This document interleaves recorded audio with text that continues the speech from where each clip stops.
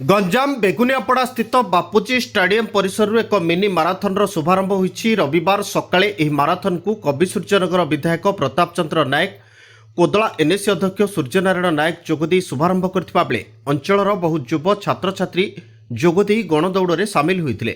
Fitness को आमर दैनंदिन जीवन एक अंशविशेष ଏହି बार्ता देई मिनी माराथन अनुष्ठित होईछि। शताधिक प्रतियोगी एथिरे अंशग्रहण करथिले।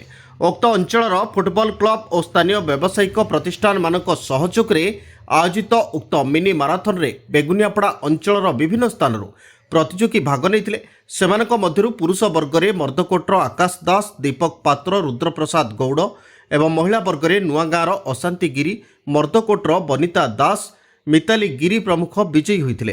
कार्यक्रम को स्थानीय केदारनाथ होंडा, त्रिपति मोटर्स, मां मंगला टीवीएस, आरके ज्वेलरी, मां संतोषी ट्रेडर्स, मां नारायणी आलुमिनियम प्रतिष्ठान प्रमुख सहयोग करथिले।